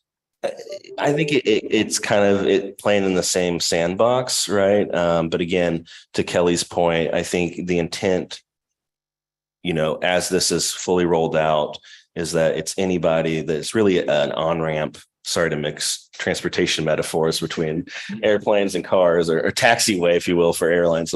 It's really a taxiway onto community employment for anyone who's in a service setting that they've not had that conversation. So that includes older, folks in their 20s and 30s. And I think that's great, because Yeah. a lot of the stuff that happens in pre-eds would be a real benefit. Yes. Other people. Well, Yeah.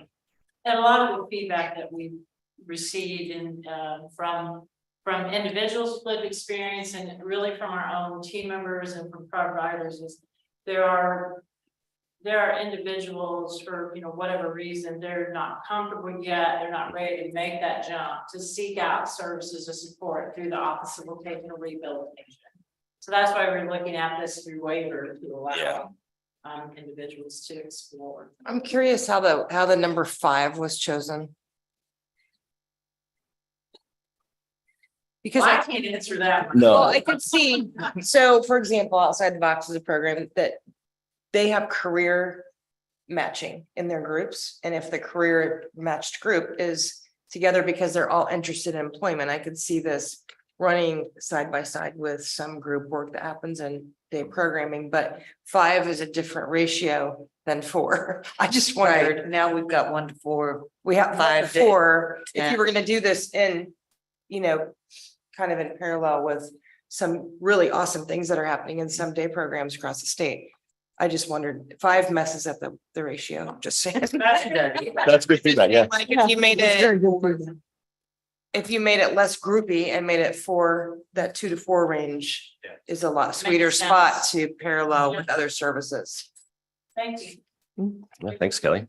I like this because it just having a 25-year-old that just went through losing a job, and then he only knows what he knows, right? Yeah.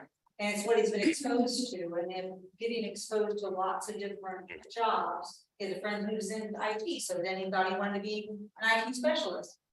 we didn't know they're IT specialists, and so it was really going through being exposed to different things and really being miles out there besides just being funneled into the next job of a VR person said wasn't actually a VR person, was a job coach, but funneled into the next job that had an opening. To really do that exploring would be amazing. To really spend that time to find out what is interesting. I love this idea. Kyle, is the provider training and credentialing part of the level up? The leveling Next up, level. is that what it's called? Next level, level up, the stuff that VR is doing with the employment Oh. consultant training and credentialing. I think that, yeah, It's the level up stuff that's I being would done. say not necessarily what that refers to, trying to identify what would be the Yeah. qualifications for a provider, an individual to be able to deliver this kind of service or support. So I wouldn't say necessarily that it is or isn't. I think that's yet to be determined. yeah, thank you. But there is discussion about ensuring that the provider of the service support has the, the appropriate skill set. Yeah. So, Yeah, but where that lands, you're not right, you're just not quite there. we're not there yet and we're open to feedback. And I think obviously there's a need to bring the VR conversation into this in terms of who those providers are from an alignment perspective. But I think, yeah, to Kelly's point, thank you, Kelly, that really we're trying to focus on what is the necessary training that this kind of provider would need to be able to meaningfully have conversations about what does work look like in the community. What are your options in terms of customized employment and how would you access those kinds of services? And what does it look like to talk to employers about getting in and receiving, on the job training or work-based learning, those kinds of things. So. Thank you. All right. Briefly, do we want to quickly go through case management and behavioral supports? And really, in these two services, what we're trying to do is just elevate the visibility of their role in supporting employment in the community and competitive integrated employment settings. And so you'll see in both of these slides, the case management slide and the behavioral support slide, that there's some new service definition language about your role in supporting community employment. Absolutely, we are open to feedback on those definitions. And I'm very curious about if there's additional language that we need to be able to really elevate that as a focus of the work that you all do, and not just in terms of like theory or practice, but also or principle, but also like what kind of tangible expectations should we have of those professions. So, and I'll let Holly talk just a bit about, if she's got time, about the other change to case management. Yeah, you can go back. I think Kyle's referencing the transition focused case management. Go one more. Which is really, right there. Yeah. So this transition focused case management actually is what we talk about with the individuals that are currently in facilities and facility placement, and case managers utilizing or providing case management for up to 180 days prior to discharge. So not necessarily that impactful for employment, though we want to include any changes to case management service definitions also in this, right? The transitional, knowing that there may be individuals utilizing that transitional case management service that might also want to work when they discharge out of the facility. I would also stress that the proposed changes to case management service definition and behavior support services are really language, as Kyle mentioned, language to not necessarily indicating that anything has to be done differently, but it's to bring that priority or that focus on competitive integrated employment and keep that focus there so that when we're going about our work, we're thinking in those ways. It is not necessarily adding additional requirements to those providers of those services, but we would welcome any feedback on those proposed changes. I just got it yesterday, so we couldn't see the difference between the current definition we have for transitional case management that we're using now, so I might need to highlight Clarify that. Okay. Got it. We do want to know what the rate is for this first of all, case management. Some days, maybe explain that to this less. But you know what that means. I'll follow that with you. I think for interest of time, we probably do need to go ahead and go to the next. Yep. The behavior supports, I kind of covered it together, I think, to get through this. And you have the slides, and then finally, we're just making some additional updates to all of our pre-vocational service definition in both community and facility settings to reemphasize the role that these services play in preparing folks for community work. And so we're just making a few tweaks to that service definition to align it with our overarching waiver employment array goals. And I'll turn it back over to Jessica. Real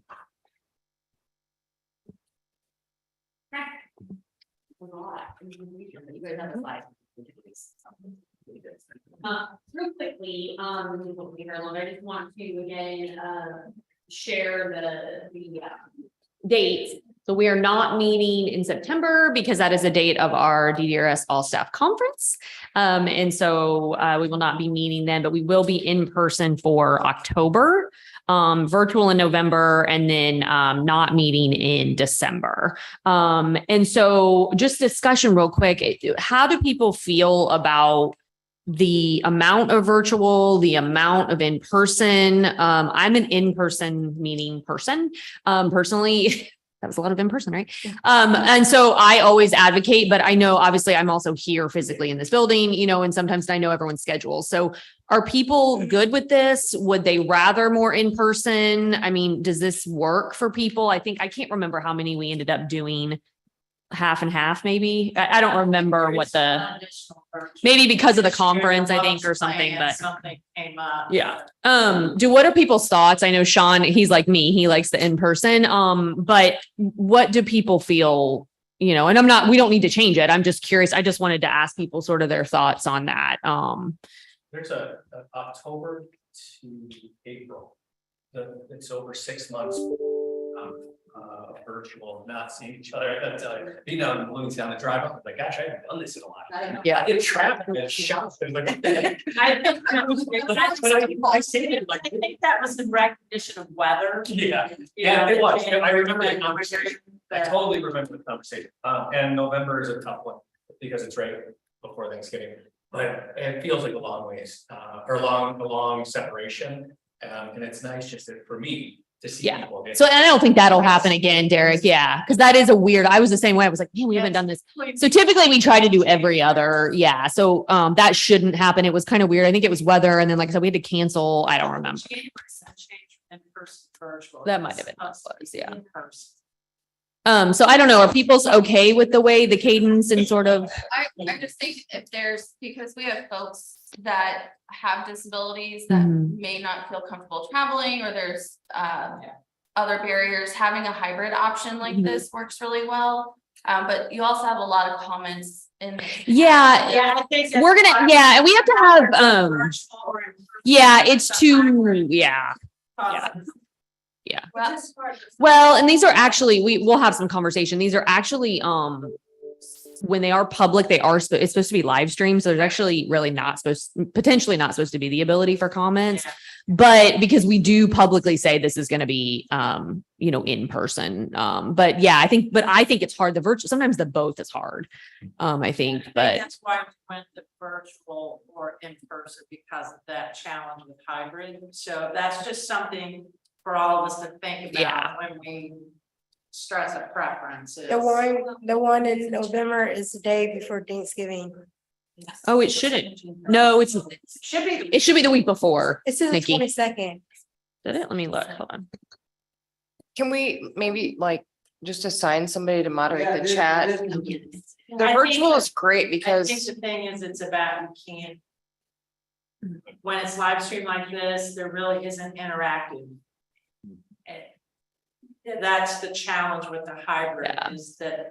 It's kind of like 1102, like, you know how 1102 is, So- it's similar. While DDRS advisory council members can join in and listen, it doesn't facilitate active engagement and interaction. The challenge. yeah. And that's why the hybrid doesn't work. Yeah. I know what I saw in another committee another board that we do hybrid. We have one person in the room that is the facilitator of only committee members who are hybrid. They don't, anybody else's comment that put in there, they'll look at it later, but. Oh, I see. Yeah. That's a good point. Yeah. Anybody in the room who wants to comment, it's not allowed. Yeah. It's on the committee, but that there's somebody that's their job is to say. That's a good "Oh, point, somebody yeah. had a comment." And we do record this and the comments are actually recorded too, but that's a good point. Yeah. But that there's Someone's something monitoring it. that We've always just done hybrid since the beginning of COVID because we actually did it before COVID. But it became like the thing, Mhm. and that's worked pretty well as long as somebody's job is in the Mhm. room. To be like raising their hand saying, "We got a Mhm. comment from." Is it a big group or a small group? It's a group of about 20 board members. How many people come in person? It's 90%. Yeah. Really? Okay. Cause I always feel like sometimes if it's both, people tend to Cause I call. would say when I join a hybrid virtually, and I'm a pretty talkative, gregarious personality, I'm not as engaged. No, You know, if everyone's virtual, I am, but when the majority are in the room, so again, I will do what the group wants, so, What but are I, you getting out? I mean, what works better for you? You've done it now for long enough. but Sometimes it's a lot quieter and virtual only too. Yeah. So are you getting the information? the in-person is great, and I love it, I mean, but I do think the virtual affords the opportunity, to recognize that we do have individuals, Mhm. disabilities, that if everyone's virtual, there's more participation when everyone's virtual versus hybrid, and I think that's why we went the all or nothing.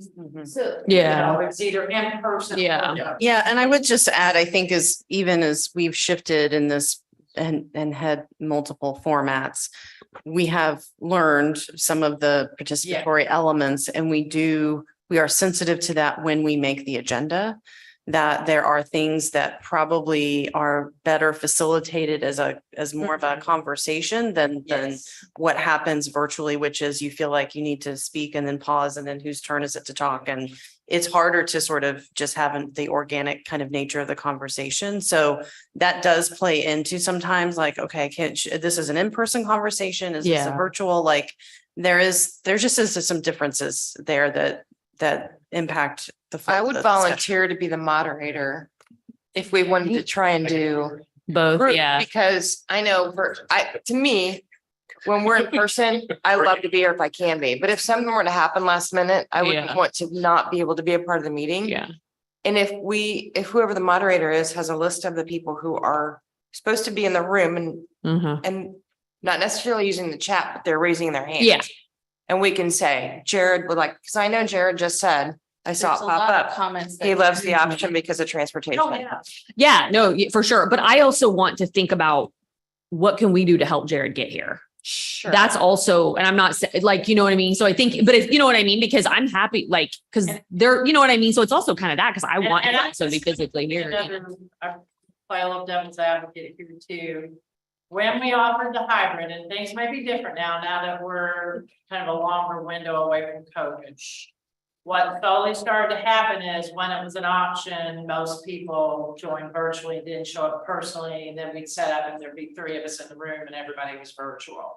So I don't know that would continue to happen, but I will say internally, not this group, but as we noticed that if we don't specify required in person teams for emergent only, Yeah. what happens is people tend to choose the virtual. Things come up. I don't know about you guys, but my schedule is like jam packed. So I think that's just a consideration for all of you. I've got to be here anyway, so it doesn't matter. But that did, Kathy, I'm looking at you, but I do recall that was one of the reasons that we said it was either. or. Mhm. Yeah. I think what Derek said is we'll do whatever's best for you. And that, and I feel it's what's best. for you. It sounds like some people do need the virtual and I think that's important. I think your point, that last one though. Making that as an exception for a Yeah. person meeting rather than the rule. I think Yeah. That's Yeah. cool to hear, and I think that will help me a lot. Okay, well, If you we'll wanna keep it as limit- is. If you want to limit participation in the chat, Medicaid Advisory Committee has a specific link that's just for MAC members. Well, I think So that's what I got. I made a note to myself because I think the Zoom, it's sort of confusing because so yeah, it's sort of confusing, but no, it's a good point. Okay. Well, we will continue the But Oh, way we let's shoot at least for one would be more in person than what we had this past year. I think it was just. And then I get to sit next to you, like. I think it was a weird, yeah. Thank you guys online too. Thank you. Bye-bye. Take care. See you in October. Yeah, it's hard to believe so. I know, I really started playing on my. I have it on my couch. Look at it. Yeah, for sure. Well, I'm looking at the data. Yeah. Now. Let's do Yeah.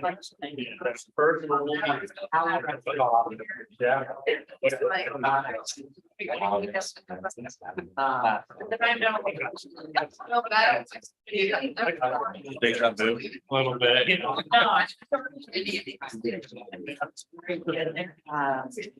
Thanks for always fun. That's why I started to get.